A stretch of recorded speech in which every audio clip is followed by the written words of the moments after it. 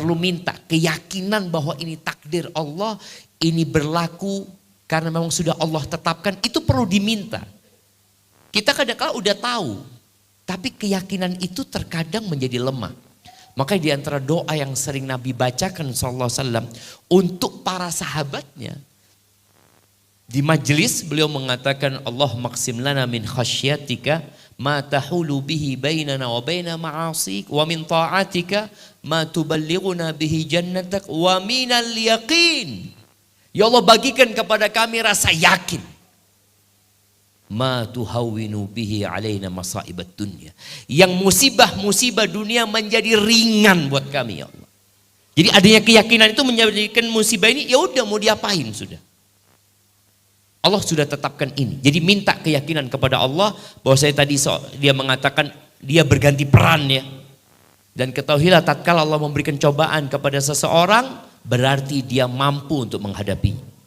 Yarfa'illahu alladhina amanu minkum walladhina utul ilma darajat wallahu bima ta'maluna khabir. Harapkan itu terjadi. Berapa banyak istri yang harus menjadi tulang punggung keluarga. Boleh jadi disebabkan suami yang tidak bertanggung jawab. Atau boleh jadi suami yang memang memiliki keterbatasan karena sakit atau hal lainnya. Apa yang harus dilakukan oleh istri? Allah Azza wa Jal akan menghitung semua energi, semua waktu yang dikeluarkan oleh manusia. Apabila tadi seorang istri dia harus menjadi pekerja yang menafkahin suami, anaknya suami dan anaknya dia, serta kehidupan dia secara umum. Padahal kewajiban memberikan nafkah adalah kewajiban suami. Allah Azza wa Jalla mengatakan ar-rijalu qawwamuna 'alan nisa bima faddalallahu ba'dahum 'ala ba'din wa bima anfaqu min amwalihim.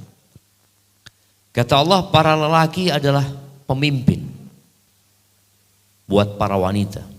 Kenapa? Karena dua hal. Yang satu karena anugerah Allah, yang kedua karena perintah Allah Azza wa Jalla.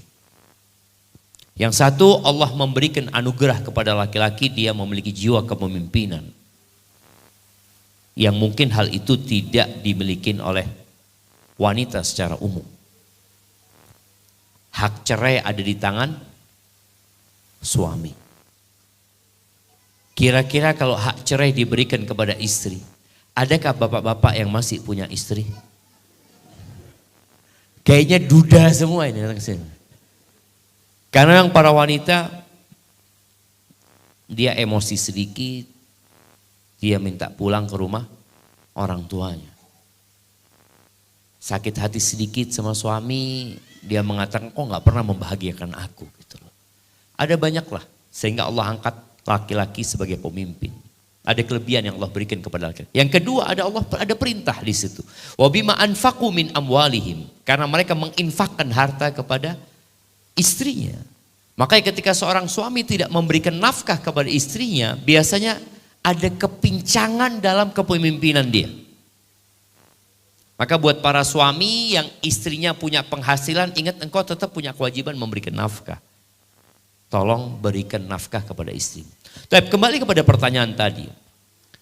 Bagaimana sikap wanita ini? Yang pertama, hendaklah engkau menerima takdir Allah Azza wa Jalla. Yang itu membuat semua penderitaan dunia menjadi ringan. Dan kita perlu minta sama Allah ya. Perlu minta keyakinan bahwa ini takdir Allah, ini berlaku karena memang sudah Allah tetapkan, itu perlu diminta. Kita kadang-kala udah tahu, tapi keyakinan itu terkadang menjadi lemah.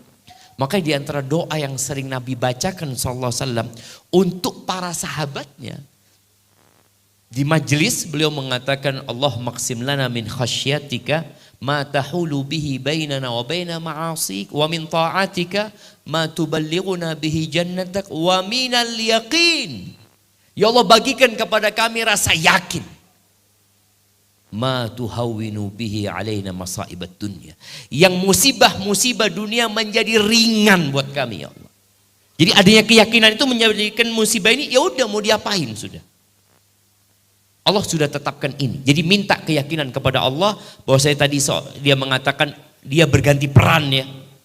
Dan ketahuilah tatkala Allah memberikan cobaan kepada seseorang berarti dia mampu untuk menghadapinya. Karena Allah punya ketetapan la yukallifullahu nafsan illa wus'aha. Allah tidak akan membebani hamba melebihi batas kemampuan dia. Yubtalal mar'u ala qadri imani. Orang dikasih bala sesuai dengan kadar keimanannya. Berarti kau mampu menghadapi ujian itu. Dan ketika seorang wanita membantu suaminya, memberikan nafkah kepada suaminya yang mungkin dia sakit ya, kemudian kepada anak semua itu akan terhitung sedekah buat dia. Jadi akan ada pahala buat dia yang insya Allah diangkat derajatnya pada hari kiamat asalkan satu. Niatnya lillahi ta'ala. Taib. Tapi masalahnya Ustaz, peran dia sebagai seorang ibu, peran dia sebagai seorang istri tidak bisa sempurna. Maka apa yang perlu dilakukan? Ya, itu konsekuensi sebenarnya. Jadi para ulama ketika membahas suami yang tidak memberikan nafkah kepada istrinya, itu sang istri punya beberapa pilihan. Yang pertama, dia tidak melayani suami. Jadi kalau bapak-bapak nih, kalau bapak-bapak tidak memberikan nafkah kepada istrinya, istri itu punya hak untuk tidak melayani suami. Karena suami tidak memberikan hak istrinya. Ini pilihan yang pertama. Ya udah, aku akan bekerja dan aku tidak bisa memberikan hakmu karena kau tidak memberikan hakku. Pilihan yang kedua, sang istri memberikan bantuan kepada suaminya, melayani suaminya dan memberikan nafkah kepada suaminya yang itu bisa ditagih sebagai utang. Jadi nanti ketika suami punya duit, dia katakan selama 4 tahun engkau nggak bekerja dan aku melayani dirimu, selama ini aku minta duit itu. Jadi dia bukan niat berbagi sama suami, tapi dia minta, dia bantu suaminya atau ngutangin suaminya. Maka dia boleh minta hak itu. Setelah 4 tahun, 1 bulan umpamanya 10 juta kali 4 tahun. Berikan. Itu jadi haknya istri. Yang ketiga, sang istri tetap melayani suami dan yang dia berikan menjadi sedekah buat suaminya. Ya ini pilihan buat istri tadi. Jadi kalau sang istri mengatakan, aku nggak bisa melayani suami dengan sempurna Ustaz karena aku harus bekerja. Nggak ada masalah di sini. Karena suaminya memang tidak memberikan hak kepada istrinya. Tinggal kalau engkau mengatakan yang aku berikan kepada suami ya jadi sedekah lah buat dia Ustaz. Tapi untuk pelayananku kepada suami nggak maksimal. Dan sang suami nggak bisa nuntut. Karena memang dia tidak memberikan hak istrinya. Nah, tinggal yang kedua berkaitan dengan kewajiban dia menjadi seorang ibu ya. Jangan sampai pekerjaan dia itu menyebabkan anak-anak terlantar nantinya. Jadi ini yang perlu dipikirkan. Tapi pada intinya Allah mengatakan fattaqullaha mastata'tum. Bertakwalah kepada Allah sesuai dengan kemampuan kalian. Maksimalkan dan ketika mencari harta niatkan untuk memenuhi kebutuhan bukan untuk gaya hidup. Karena ada wanita yang akhirnya keenakan bekerja, dia bukan hanya memenuhi kebutuhan tapi sudah melewatin kebutuhan sebenarnya.